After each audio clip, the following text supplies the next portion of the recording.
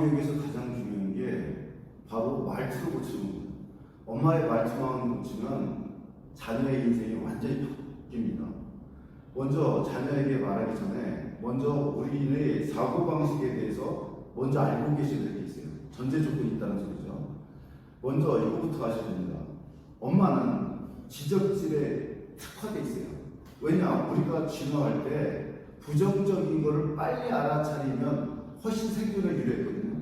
그렇기 때문에 우리는 칭찬보다 원래 우리의 뇌 자체가 지적질에 특화되어 있어요. 특히 뭐냐? 가까울수록 단점 지적을 한다. 가까울수록. 먼 사람은 알지도 못하잖아요. 그러니까 가까울수록 내 남편과 자식, 특히 자식에 대한 지적질은 무척 많이 합니다. 그 다음에 사람은 근본적으로 저항이 기본이에요. 저항이 기본. 그러니까 항상 저항을 생각해 둔다는 거예요. 그러니까 배우자도 그렇고 자녀도 그렇고 아이의 기본적인 생각은 저항이기 때문에 그 저항을 어떻게 뚫어낼 것이냐.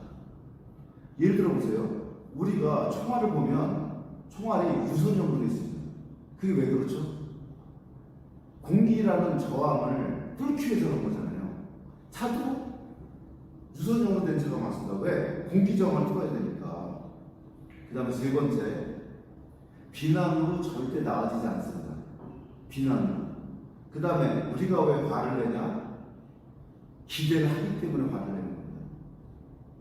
그러니까 먼저 자녀하고 대화 나누기 전에 기본적인 거 5가지를 먼저 말씀드릴게요. 첫째, 나는 지적질에 특화했다. 우리 아들이나 딸은 저항에 근본적으로 맞춰져 있다. 세 번째, 비난으로 절대 나아지지 않는다. 예를 들어, 야, 너 왜 이렇게 게을러? 그래서 절대 부정을 하지 않습니다. 비난은 상황을 악화만 시켜줍니다. 이게. 그 다음에 기대를 하지 마라. 네 번째가 뭐였죠? 기대를 하지 마라. 5번째, 이를 악물고 칭찬해라. 5가지 잘못하시기입니다. 나는 지적질에 특화되어 있다. 그래서 나는 이 지적질을 내가 잘하는 것을 인지하고 지적질하지 마라. 2번째, 애는 저항에 익숙해 있다. 3번째, 비난으로 절대 바뀌어지지 않는다. 4번째, 기대하지 말아라. 5번째, 일을 하고 칭찬한다. 여기까지가 기본적인 거예요. 그 다음에 우리의 뇌구조부터 알아야 됩니다. 우리의 뇌구조는 이거 보시는 분들은 다 노트 필사하셔야 됩니다. 노트 필사하시고 남을 가르쳐 보세요. 그러면 자기께 됩니다. 반드시. 그냥 스팅으로 보는 건 아무 도움이 안 됩니다. 우리 뇌는 게으른 거짓말쟁이다. 우리 뇌 자체가 게을러요. 그리고 게을러이라는 거. 그 다음에 남 탓하거나 자기 합리하거나 자기 방어 기제의 천재입니다. 남 탓하거나 자기 합리하거나 자기 방어 기제의 천재다. 그러니까 무조건 우리는 남 탓한다는 거. 그 다음에 이제 긍정적인 거 얘기할게요. 진짜와 가짜는 구별하지 못한다. 선생님, 진짜와 가짜는 구별하지 못하는 게 왜 좋은 거예요? 잘 보세요. 이병헌이 연기 잘하잖아요. 근데 왜 잘하냐? 거기 빠져들어요. 그러니까 수혜랑 연기할 때는 수혜를 사랑해요. 당연히 그러죠. 송혜교랑 연기할 때는 송혜교를 사랑했고 빠져. 당연한 겁니다. 진짜와 가짜를 구별하지 못해요. 그래서 연예인들이 결혼을 많이 하는 이유가 바로 그런 이유거든요. 진짜와 가짜를 구별하지 못해요. 그리고 우리의 뇌는 자기 암시와 환경의 동의라는 거. 그렇기 때문에 우리 뇌가 자기 체면에 약해요. 그러니까 결국 성공하는 사람, 자녀 교육에 성공하는 사람은 뭐에 대가냐? 자기 체면에 대가요. 자기 체면. 그러니까 체면을 걸어야 돼요. 자기 자신한테. 매일 아침마다 일어나자마자 체면을 걸어야지만 합니다. 요거 기본 전제 조건을 알고 계셔야 돼요. 우리 뇌의 특징. 나는 지적질에 특화돼 있어. 애는 저항에 특화돼 있어. 절대로 비난으로 이끌 수가 없어. 기대하지 말아야 돼. 그 다음에 이를 안고 칭찬해야 돼. 5가지. 우리 뇌구조. 우리 뇌는 게으른 거짓말쟁이, 남탓, 자기하며 자기 방어 기제 천재다. 진짜와 가짜를 구별하지 못하고 환경과 자기 암시에 놓이기 때문에 자기 자기 체면을 얼마나 잘하는 사람이 자녀 교육과 인생에 성공한다.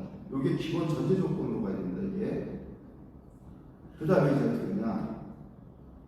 어떻게 하면 이상을 좋게 만들까? 항상 애하고 말하기 전에 어떻게 하면 이상을 좋게 만들 것인가? 그거를 먼저 염두에 두세요. 두 번째, 밝은 점 찾기. 긍정적이어야지만 무조건 애를 이끌 수 있습니다. 그 다음에 비난으로 시작하지 마라. 비난으로. 만약에 내가 감정 통제가 안 돼, 그럼 제일 먼저 뭘 해야 되냐? 제일 먼저 뭐 해야 되냐? 그 자리를 피하세요. 그 자리를 피하고 어떻게 하냐? 집에 청포도 사탕을 사다 주세요. 왜 청포도 사탕이냐? 이거를 하나 먹고 녹이세요. 녹이면 세로토닌이 나와요. 그리고 왜 사주냐? 애가 기분이 나빠 또는 애가 울어. 어린애인데. 그럼 청포도 사탕을 까서 입에 넣어주세요. 딱 3분이면 멈춥니다. 야, 울지마 할 필요 없어요. 우리의 몸은요, 우리의 뇌는요, 단계에 들어가면 세로토닌이 나오고 있어요. 그럼 기분 좋은 호르몬이 나옵니다.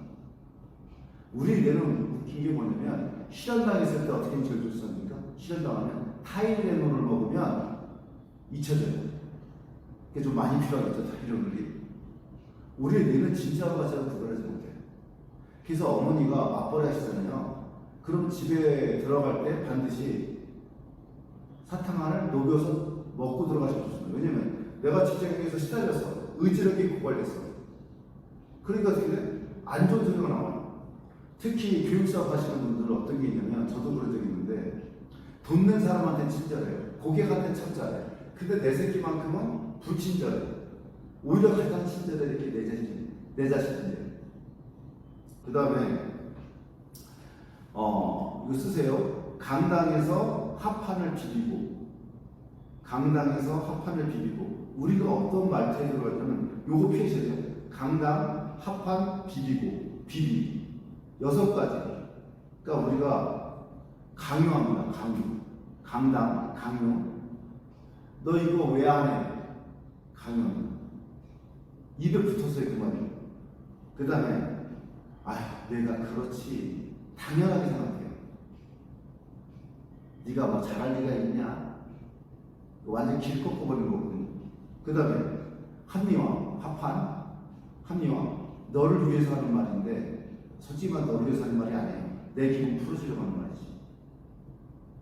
그 다음에 판단.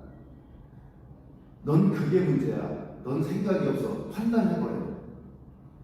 그 다음에 남을 끌어당깁니다.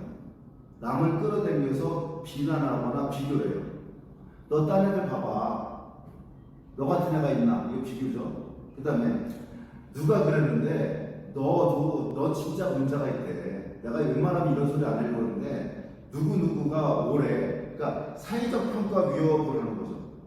그래서 해요. 그러니까 남을 끌어들이는 거, 이 비난, 비교. 진짜 안 좋거든요. 이게. 그럼 어떻게 해야지 애가 좋아지나? 이걸 6가지 하시면 안 되고요. 전환해서 승화시키는데, 비난으로 절대로 이끌 수 없다고 그랬죠. 2가지입니다. 그럼에도 불구하고. 영어로는 인스파이트 오브 또는 이브니까. 그럼에도 불구하고. 되게 중요해요. 항상 그럼에도 불구하고. 어떤 거냐? 다른 방법이 있을 거야. 또는 이만해서 다행이다. 액땜했기 때문에 잘 될 거야. 관점 전환시키는 거죠. 다른 방법을 모색하거나 관점 전환시키기. 그럼에도 불구하고. 또는 설사 그렇지 않아도 그런 것처럼. 어떻게 냐 긍정적 재평가 또는 긍정적 재초점을 맞춰주십시오. 이거 연습하셔야 됩니다. 지금은 힘들어도 여기에 의미가 있을 거야. 여기서 배우는 게 있을 거야. 거기서 의미를 찾는 거예요. 의미를. 긍정적으로 재평가합니다. 또는 이거 끝나면 우리 놀러 갈 수 있잖아. 이거 끝나면 우리 쉴 수 있잖아. 긍정, 이거 끝나면 이 고비만 넘기면 되잖아. 그러니까 아이들이 어떤 게 있냐면요. 우리 사람은요. 처음에는 호기심을 가져요. 그래서 엄청나게 성장합니다. 처음에 막 관심도 많고 막 예를 들어 봅시다. 골프 쳐, 그럼 골프 채도 사고 막 이러고 막 배드민턴 하면 배드민턴 채 사고 테니스 라켓 사고 막 옷도 사고 막 흥분해요. 그러다가 어느 시점 되면 이 정체기가 옵니다. 이 정체기를 우리가 뭐라 그러냐? 슬럼프라고 해요. 그때는 뭐냐? 김연아처럼 그냥 해야 돼요. 그냥 버텨야 돼요. 그러면 잘하게 돼요. 잘하게 되면 좋아합니다. 그럼 돈벌이도 됩니다. 이것이 누적되는 것이 바로 어떤 실력이 느는 과정이에요. 근데 이 슬럼프, 정체기 때는 힘들잖아요. 그래서 이 얘기를 해줘야 됩니다. 여기에 지금 또 이제 대화법이 들어가야 되는데, 그러면 너무 길어지니까 그건 2탄으로 하겠습니다. 이 대화법, 그러니까 아까 말했죠. 강당에서 한 판을 비비고 강요, 당연시, 합리화, 판단, 비난, 비교하지 말라고. 이거 연습하셔야 됩니다. 그리고 여기에 이제 전환 승화시키는데, 그럼에도 불구하고 그 다음에 설사 그렇지 않더라도 그런 것처럼, 그래서 그럼에도 불구하고에는 다른 방법이 있을 거야. 반전되는 거. 이만하게 다행이다. 응? 이제는 잘 될 거야. 다 액땜했으니까. 그 다음 있을 거야. 이거 끝나면 뭐 할 수 있어? 재밌게 놀 수 있어? 긍정적 제초점 맞추는 거. 여기에 이제 붙여주는 거는 이제 2편에서 또 설명을 드릴 겁니다. 그래서 무조건 부모의 감정훈련, 아이의 감정훈련이 필요하다. 그리고 부모가 어떤 말투를 가지냐에 따라서 아이의 인생이 바뀐다. 왜냐하면 아이는 감정훈련을 한 적도 없고 받아본 적도 없고 부모가 실수도 안 해요. 그럼 뭘 보고 배우냐? 부모의 말투를 보고 배우는 겁니다. 우리 애들은 지금 외동도 많기 때문에 시행착오를 겪을 시간이 없어요. 그래서 저한테 이 내용을 배우고 저희가 방학 특강 때마다 이걸 하는 이유가 뭐냐면, 그래야지만 아이들이 감정훈련이 됩니다. 감정훈련이 돼야지만 제대로 생활할 수 있어요. 아이들한테 제가 제일 중요한 책이 뭐랬죠? 델 카네기 인간관계론과 캐리 맥콜린결의 스트레스. 오늘 공부의 핵심이 뭐냐? 우리의 내부조부터 파악하라. 엄마는 지적질에 특화되어 있다. 진화되어 있다. 아이는 저항하는 데 특화되어 있다. 비난으로 절대 이끌 수 없다. 기대하지 말아라. 이를 안고 칭찬하. 이 5가지. 그 다음에 우리의 뇌는 기회를 거짓말쟁이다. 남 탓, 자기 합리화, 자기 방어, 기재의 천재다. 진짜와 가짜를 구별하지 못하고 환경과 자기 암시의 노예다. 그리고 항상 아이한테 말하기 전에 어떻게 하면 이 상황을 좋게 만들까? 그리고 밝은 점을 찾아라. 이게. 그래서 우리 애가 소아 안면동에 없고 내 곁에 있는 것에 가장 그리고 강요, 당연시, 합리화, 판단, 비난, 비교하지 마라. 그리고 감정 조절이 안 되면 절대 말하지 말고 그 자리를 피해라. 그리고 사탕 하나를 녹여서 먹은 다음에 그 다음에 얘기를 끝내라. 전환 승화시켜라. 그리고 그 다음에 이어질 말들은 다음 2편에서 강의를 이어가겠습니다. 이거 되게 중요합니다. 이거를 필사하시고 인생에 적용하시고 써먹으세요. 그리고 애들한테도 가르쳐 주세요.